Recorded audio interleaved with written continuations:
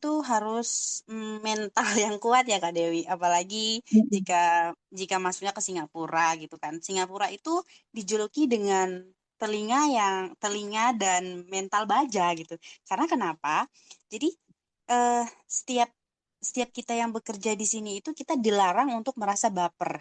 Merasa baper setiap Mm-mm. kali majikan, kadang ada ya majikan yang kata-katanya itu sungguh kayak menyakitkan hati gitu ya. Jadi ketika majikan Mm-mm. kita mengatakan sesuatu itu kita harus bisa untuk menahan, menerima dengan baik kayak gitu. Jadi diusahakan untuk tidak baper dan juga mempunyai kemampuan untuk beradaptasi, keterampilan dasar sesuai pekerjaan. Strategi komunikasi itu juga diusahakan memahami basic-basic bahasa Inggris ya. Jadi jangan sampai kayak saya dulu.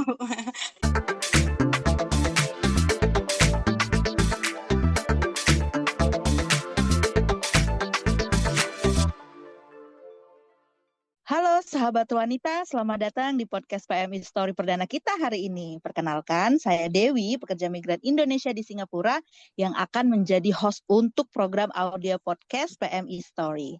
Episode kali ini kita akan berdiskusi tentang perjalanan para pekerja migran dalam bekerja ke luar negeri. Mulai dari persiapan, pengalaman di lapangan, sampai pesan-pesan penting untuk pemerintah Indonesia dan juga calon pekerja migran Indonesia lainnya. Nah, teman-teman, hari ini kita kedatangan narasumber yang sangat luar biasa, yaitu Kak Nova Haryanti, PMI yang sudah bekerja di Singapura. Kita sapa dulu ya. Halo Kak Nova Haryanti, apa kabar nih? Halo Kak Dewi, halo sahabat wanita semuanya, selamat malam. Alhamdulillah saya baik. Terima kasih loh ya sudah mengundang saya. Senang sekali bisa berbagi cerita di sini. Wah, terima kasih juga Kak Nova. Boleh dong kenalan sedikit nih. Mungkin Kakak bisa menceritakan Kakak asalnya dari mana, sudah berapa lama Kakak bekerja di Singapura, dan di sektor apa nih kira-kira? Tentu Kak Dewi. Halo teman-teman semua, aku Nova Haryanti, asal aku dari Lampung dan aku sudah 11 tahun di Singapura di sektor domestic worker atau pekerja rumah tangga.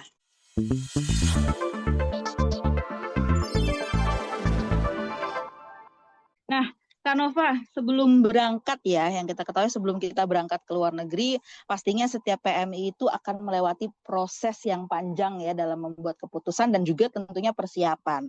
Kita ingin tahu nih ceritanya dari Kak Nova bagaimana proses itu dan dari perspektif Kak Nova seperti apa. Apa yang mendorong Kak Nova memutuskan bekerja ke luar negeri? Awalnya karena ingin membantu perekonomian keluarga sih, Kak. Tapi ternyata Mm-mm. kok semakin dijalanin tuh semakin betah dan semakin nyaman gitu. Justru bisa melanjutkan pendidikan yang sempat tertunda berangkat ke Singapura. Oke, berarti faktor utamanya memutuskan bekerja untuk luar negeri, yang pertama adalah faktor untuk memperbaiki perekonomian keluarga. Bagus. Betul. Eh, untuk informasi tentang pekerjaan di Singapura itu awalnya kakak taunya dari mana? Dari agent kah atau rekomendasi keluarga atau dari media sosial? Waktu itu kebetulan memang di kampung itu sudah banyak Kak Dewi, kayak tetangga-tetangga itu yang sudah bekerja di luar negeri itu sebenarnya sudah banyak ya. Dan kebetulan kita juga mengenal salah satu sponsor yang ada di sana gitu. Dan akhirnya ya memutuskan untuk ikut proses dengan beliau. Oh, berarti melalui sponsor. Betul. Oke, nah pada saat proses tentunya kan melewati masa-masa di mana kita harus mempersiapkan administrasi dan legalitasnya. Nah, menurut Kak Nova nih selama dalam mempersiapkan hal tersebut, hal apa yang paling rumit? Yang paling rumit, menurut pengalaman pribadi saya sih, proses administrasi waktu itu cukup panjang dan melelahkan ya. Mulai dari Mm-mm. pengurusan dokumen, paspor, medical check up, kayak gitu. Karena waktu itu saya sendiri tuh harus bolak-balik Lampung Jakarta, Kak Dewi. Itu sangat melelahkan dan benar-benar ada rasa kayak cemas gitu sebelum benar-benar dinyatakan sehat dan bisa berangkat. Karena kan pertama kali kita berangkat tuh kita nggak bisa berangkat dong kalau kita dinyatakan tidak sehat. Mm-mm, betul. Iya, jadi was-was di situ. Nah, saat proses berlangsung gitu, dukungan apa sih yang kakak dapat dari keluarga saat pertama kali kakak memutuskan untuk bekerja ke luar negeri? Bicara soal dukungan, awalnya saya hanya mendapatkan dukungan dari mama sih ya waktu itu. Meski Mm-mm. awalnya beliau itu terlihat sangat khawatir dan tidak mengizinkan, tetapi Mm-mm. akhirnya ya dilepas juga, walaupun anaknya ini cuma punya modal nekat saja pada waktu itu. Cukup berat melepaskan anak gadisnya harus merantau sendirian jauh lagi ya kak Iya ya. betul. Mm-mm.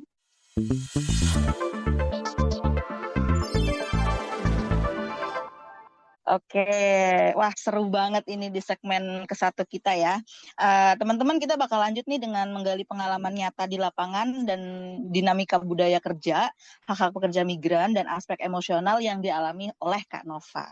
Nah, di segmen kedua setelah sampai di negara tujuan, banyak PMI menghadapi situasi yang seringkali berbeda dari apa yang dibayangkan sebelum berangkat tentunya ya.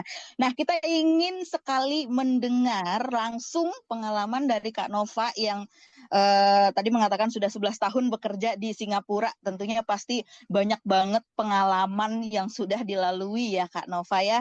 Nah, boleh dong Iya. ceritain sedikit bagaimana hari-hari pertama Kak Nova di Singapura dan apa sih yang mungkin paling bikin berkesan dan itu shock banget. Kakak tuh kaget banget waktu pertama kali sampai di Singapura. Hari pertama tuh rasanya tuh apa ya, campur aduk banget Kak Dewi. Ada rasa tidak nyaman, bingung, bahkan sambil apa ya, sambil berpikir ke diri sendiri tuh seperti kayak, wah ternyata begini ya rasanya hidup di negara asing sendirian gitu. Terus kaget Hmm. juga soal melihat kedisiplinan waktu, semuanya tuh harus tepat dan cepat gitu. Bahkan ya, langkah kaki Mm-mm. mereka itu bisa 2 kali lipat dari kita pada umumnya loh. Jadi kayak, Wah, cepet wah bener, banget. iya bener-bener kayak Mm-mm. kaget dan shock gitu ya. Dan terus apalagi ada satu momen yang bener-bener bikin saya shock itu adalah waktu ketika kita berada di boarding house. Tahu kan ya Kak Dewi, pasti kita masuk boarding house dulu Iya. kan. Nah, Betul. itu tuh ternyata nggak ada air minum untuk minum, dan yang bikin shocknya adalah ternyata air keran yang ada di Singapura itu bisa diminum. Itu menurut saya kayak, hah gitu, yang bener aja gitu nggak sih? Jadi di sini tuh kayak air keran bisa diminum dan mereka menganggap itu hal biasa, itu bersih dan sehat gitu. Jadi kayak kaget banget kan? Iya benar benar benar. Karena kalau di Indonesia kan kita harus diolah dulu ya. Kalau di mungkin di rumah Iya yang hidupnya di betul. village pasti dimasak dulu ataupun kadang kalau yang udah agak ke kota-kota kita beli galon baru Di diminum dan di galon, ternyata Singapura di sini nggak memang ada. iya, wah iya benar-benar saya juga ngalamin itu. Oke, Kak. Iya. Dalam hal pekerjaan nih ya, sekarang kita akan masuk ke dalam hal pekerjaan. Apa saja sih tugas utama dan mungkin jam kerja kakak itu seperti apa? Mungkin bisa dari majikan pertama ataupun kedua dan ketiga. Mungkin bisa diceritain sedikit ke teman-teman. Kebetulan saya di sini sudah 2 majikan ya. Jadi majikan pertama itu selesai 2 tahun, terus saya pulang, udah itu saya balik lagi ke sini ganti majikan baru. Nah, untuk di majikan pertama dan majikan baru itu sebenarnya pekerjaannya sama sih Kak. Fokusnya cuma jaga Mm-mm. anak, bersih-bersih rumah, belanja kebutuhan dapur gitu, terus masak gitu. Cuman Mm-mm. bedanya adalah di bos yang lama itu saya mulai bekerja itu dari jam 6 pagi sampai jam 11 malam. Tetapi Oh, I untuk di bos see. tetapi untuk di bos yang ini itu bekerjanya dimulai dari jam 8 pagi sampai jam 10 malam. Oke, berarti ada lebih tidak terlalu pagi dan tidak terlalu malam juga ya yang di bos kedua Iya, ini makanya untuk bisa bos betah kedua. sampai 11 tahun. Nah, Iya, Kak betul. Nova, tentunya kan akan ada perbedaan budaya ya dari Indonesia beranjak ke Singapura. Nah, perbedaan budaya apa nih yang sangat signifikan menurut Kakak? Apakah itu soal komunikasi, kedisiplinan, atau hierarki? Benar-benar beda banget ya Kak Dewi. Karena Mm-mm. orang-orang di sini itu sangat tegas, tegas Mm-mm. dalam jadwal, jadwal dan aturannya gitu. Cara mereka berkomunikasi itu pun harus benar-benar jelas dan to the point, apa yang ingin kita sampaikan begitu. Ya, walaupun dulu di bos pertama itu saya sedikit mengalami kesulitan karena saya tidak bisa berbahasa Inggris dengan baik. Jadi bos saya dulu menggunakan Google Translate. Awalnya agak sulit ya, tapi alhamdulillah Mm-mm. 2 tahun lewat. Tapi seru ya kalau pakai Google Translate daripada Translate, kita iya pakai betul. bahasa isyarat ya. Iya betul. Oke, Kak Nova, menurut Kak Nova Haryanti sendiri nih ya, selama bekerja di Singapura, tantangan terbesar itu apa dan apakah itu soal bahasa, gaji, perlindungan, atau adaptasi sosial? Tantangan terbesar untuk saya adalah beradaptasi sosial dan komunikasi sih, Kak. Karena Mm-mm. ternyata bahasa Inggris itu penting, tapi juga menyesuaikan dengan majikan kita ya. Jadi bisa dibilang nggak terlalu ribet dan nggak terlalu rumit lah ya, karena kita menyesuaikan. Terus Mm-mm. untuk bahas tentang gaji dan perlindungan itu sebenarnya sudah diatur oleh kontrak kerja, Kak Dewi. Jadi itu masih Oh, dibilang oke. aman. Aman ya, karena sudah tertulis sesuai dengan kontrak kerja yang ada. Ya, iya. Oke, menurut Kak Nova nih, bagaimana dengan akses ke komunitas Indonesia yang ada di Singapura atau akses untuk menjalin komunikasi terhadap sesama pekerja migran? Selama kakak bekerja, apakah komunitas Indonesia atau sesama teman PMI itu membantu atau malah penuh dinamika tuh menurut Kak Nova? Kalau menurut pribadi saya itu sebenarnya sangat membantu Kak Dewi ya, karena bisa Mm-mm. jadi support system untuk kita sesama PMI, bisa sharing pengalaman, tips bekerja, terus sesama PMI mungkin kita bisa saling apa ya, saling menguatkan satu sama lain gitu. Ya Mm-mm. walaupun kadang ada dinamika kecil, sebagian orang pasti bertanya-tanya dong, ngapain sih masih bersosialisasi, sedangkan kita kerja setiap hari pasti kan capek gitu. Dan menurut saya Mm-mm. itu pertanyaan yang wajar, namanya juga kita berkomunitas ya, tapi kalau ditanya penting, itu sangat penting. Oke, memang kadang-kadang bukan bukan kadang-kadang lagi ya, emang penting sebenarnya kadang Iya karena benar, dari situlah kita banyak mendapat pembelajaran tersendiri ya Kak Nova tentunya. betul. Nah, di tengah tantangan lah, misalnya di saat bekerja kita memiliki permasalahan ataupun dalam saat kita sedang melakukan sesuatu, tentunya ada tantangan ya yang akan terjadi. Menurut apa yang membuat Kak Nova ini ya bisa bertahan sejauh ini sampai 11 tahun? Apakah itu karena dukungan keluarga, dukungan komunitas, atau keyakinan diri, atau humor yang ya udah menganggap itu hanya hal-hal kecil sepele aja gitu? Lebih ke semua kombinasi sih Kak Dewi. Dukungan Wah, keluarga itu ya, dukungan keluarga di rumah itu juga lumayan ini ya penting gitu. Lewat telepon gitu kan, mm-mm, berkomunikasi gitu. Terus komunitas-komunitas PMI itu juga benar-benar membantu. Terus keyakinan hati sih sebenarnya. Keyakinan hati mm-mm, dan sesekali humor juga seperti bercanda bareng-bareng teman gitu, memanfaatkan hari-hari libur atau mungkin dengan gaya pribadi yang menghibur diri itu sih yang mungkin membuat saya tetap semangat dan betah menjalankannya.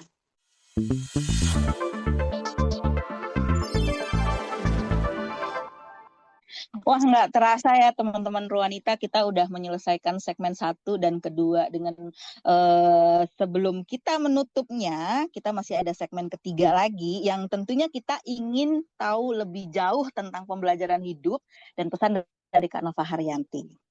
Sebagai pekerja migran, pengalaman Kak Nova Haryanti pastinya membawa banyak pelajaran dan di segmen terakhir ini kita ingin menggali apa yang bisa dipetik baik untuk pemerintah maupun untuk calon pekerja migran lainnya. Buat Kak Nova Haryanti, kalau melihat kembali perjalanan ini, mungkin pembelajaran terbesar apa sih yang membuat Kak Nova Haryanti bisa bertahan sejauh ini? Pelajaran terbesar ya. Pelajaran terbesar Mm-mm. bagi hidup saya adalah kemandirian dan kesabaran sih Kak Dewi. Karena kita benar-benar hidup sendirian tanpa keluarga di negara yang sangat apa ya, bisa dibilang lumayan keras di sini. Kita juga belajar mengatur waktu, mengelola emosi, dan tetap berpikir dengan hal-hal yang baik, berpikir positif ya. Kita juga Mm-mm. harus memilih bertahan di situasi yang sebenarnya itu menantang gitu. Jadi di mana hanya ada kita dengan dua pilihan berat yang sudah kita buat sejak awal kita berpikir untuk keluar negeri. Kak Nova, kalau menilik lagi tentang pemerintah Indonesia yang kita ketahui bersama ya, kira-kira apakah menurut Kak Nova nih ya, untuk pemerintah Indonesia dukungan apa sih yang menurut Kakak merasa masih kurang dan perlu banget untuk kita sama-sama perbaikin gitu untuk pekerja migran Indonesia? Baik, menurut saya akses informasi yang lebih mudah dan transparan untuk para PMI. Terutama tuh Mm-mm. soal hak pekerja, kayak hak pekerja, kontrak pekerja, dan bahkan bantuan hukum jika terjadi masalah dalam bekerja. Seperti kayak sistem pendampingan yang lebih kuat dalam membela atau melindungi para PMI gitu. Jadi sehingga kita sebagai PMI itu bisa merasa aman dan sangat yakin bahwa sebenarnya kita ini benar-benar terlindungi gitu walaupun kita tidak berada di negara Indonesia sendiri. Oke, berarti memang perlindungan dan juga segala Perlindungan, akses ya. itu ditransparansi agar kita juga kerjanya lebih aman dan nyaman ya, Kak ya. Iya, betul Kak Dewi. Oke, untuk calon PMI sendiri nih, apa yang perlu mereka persiapkan? Ini lebih ke mental mungkinnya dan keterampilan ataupun strategi karena kalau urusan dokumen tentunya kita sudah tahu kan urusan dokumen pasti sudah diatur sebagaimana yang diatur oleh perundang-undangan yang diatur pekerja migran. Nah, Iya, betul. strategi dan keterampilan apa yang diperlukan Kak Nova Arianti? Kalau dari saya pribadi sih pertama-tama itu harus mental yang kuat ya Kak Dewi. Apalagi Mm-mm. jika jika masuknya ke Singapura gitu kan. Singapura itu dijuluki dengan telinga dan mental baja gitu. Karena kenapa? Jadi setiap setiap kita yang bekerja di sini itu kita dilarang untuk merasa baper. Merasa baper setiap Mm-mm. kali majikan, kadang ada ya majikan yang kata-katanya itu sungguh kayak menyakitkan hati gitu ya. Jadi ketika majikan Mm-mm. kita mengatakan sesuatu itu kita harus bisa untuk menahan, menerima dengan baik kayak gitu. Jadi diusahakan untuk tidak baper dan juga mempunyai kemampuan untuk beradaptasi, keterampilan dasar sesuai pekerjaan. Strategi komunikasi itu juga diusahakan memahami basic-basic bahasa Inggris ya. Jadi jangan sampai kayak saya dulu. Jadi ya jangan lupa untuk membangun jaringan bersama teman-teman PMI juga agar bisa saling support, saling membantu lah gitu. Oke, itu penting banget ya memang ya Kak, kayak karena di Singapura ini terkenal apa ya mental baja ya daripada pekerja migran Iya betul. lainnya. Oke Kak, kalau boleh Kakak kasih 3 pesan singkat aja ya untuk pekerja migran lainnya yang ada di Indonesia yang mau berangkat ke luar negeri itu apa kira-kira pesan Kakak yang ingin Kakak sampaikan kepada mereka? Oke, pertama-tama tuh siapkan diri sebaik mungkin. Terus kedua, jangan takut belajar dan beradaptasi.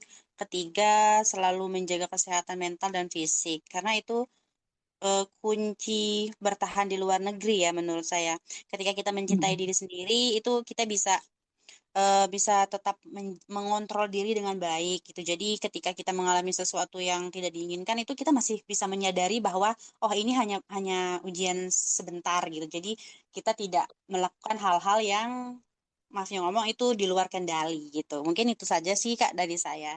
Terima kasih. Oke, terima kasih banyak untuk Kak Nova yang sudah berbagi cerita dan pengalaman penting hari ini. Semoga apa yang kita bahas bisa membantu calon pekerja migran Indonesia dan bukan hanya pekerja migrannya aja, tetapi juga keluarga pekerja migran tersebut dan siapapun yang peduli dengan kehidupan pekerja migran Indonesia di luar negeri. Nah, Amin. teman-teman sampai jumpa di episode audio podcast PMI Story selanjutnya. Terima kasih banyak untuk Kak Nova Haryanti sudah berbagi cerita dan pembelajaran hari ini. Semoga obrolan ini bisa membantu teman-teman PMI dimanapun berada, termasuk bagi mereka yang sedang mempersiapkan keberangkatan ataupun yang ingin mencari dukungan dan menjalani kehidupan di luar negeri. Nah, buat teman-teman semua yang ingin terhubung, ingin bertanya atau sekedar berbagi pengalaman PMI, kalian bisa banget nih bergabung dan terhubung dengan komunitas PMI lainnya melalui platform Ruanita. Kita tumbuh kuat kalau saling mendukung. Dan kalau kamu merasa episode ini bermanfaat, boleh banget kamu kasih like, share ke teman-teman, ataupun kalian boleh komen pengalaman kalian di kolom komentar. Teman-teman juga bisa follow dan dukung Ruanita di sosial media lewat konten-konten kami ini atau kunjungi website resmi kami di www.ruanita.com untuk info program, kegiatan, dan ruang-ruang belajar bersama. Oke lah teman-teman, kalau begitu saya Dewi, PMI di Singapura dan host audio podcast PMI Stories. Sampai di sini dulu episode kita kali ini. Terima kasih sudah mendengarkan, tetap semangat, tetap kuat, dan sampai jumpa di episode selanjutnya. Bye!